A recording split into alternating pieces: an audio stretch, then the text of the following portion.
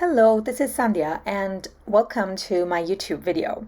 Today I'm going to be showing you how I create a heat embossed spring card featuring stamps from the Hope to Be March 2021 KOM from Unity Stamp Company.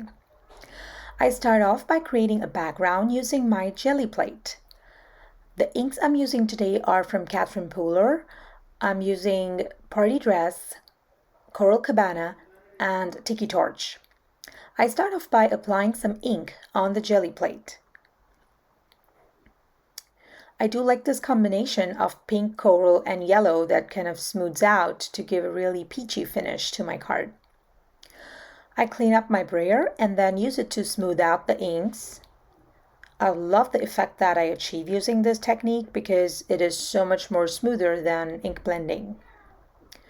The cardstock I'm using to pull my print here is Nina Solar White 80 pound. Once I make sure I have an even coverage, I pull my print. And voila! I love that for a springy background. Then I go ahead and pull this little flower from the March kit of the month, and I bring out my embossing powder as well as embossing ink. After prepping my background with my embossing buddy, I go ahead to ink up my stamp and stamp it all over the background. I know it is hard for you to see where I am stamping. Well, it's hard for me to see myself, but I do manage to stamp it all over the background without overlapping each other.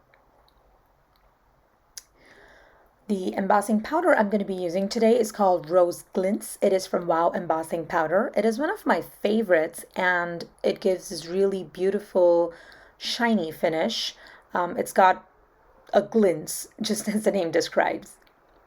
So you can see it's this really soft pink shade. It's not a bright pink at all. So it kind of sits right on top of that background and looks really pretty.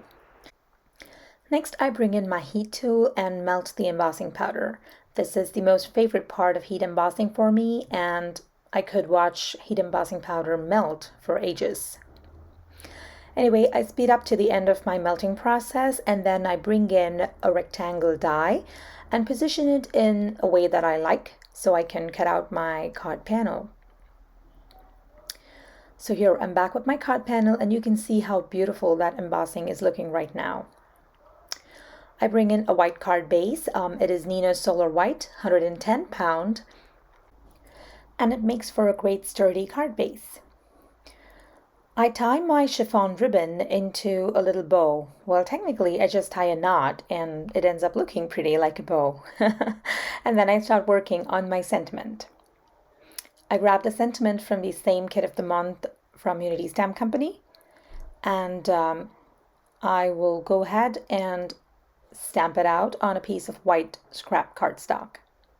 I prep it with my embossing buddy and make sure it's free of any static, and I heat emboss that sentiment.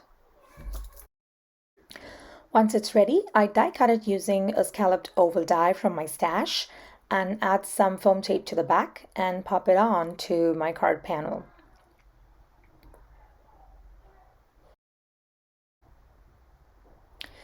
Next, I add more foam tape to the back of the entire panel and pop it onto my card base. I felt like the card needed a little something extra, so I reached for my white iridescent sequins and then made sure to arrange them the way I liked. I used liquid adhesive to add them on. This completes my card for today and brings us to the end of my video. If you liked the video, do hit the like button below and subscribe to my YouTube channel to keep seeing more content from me. Thanks again for joining me. Have a wonderful day. Bye-bye.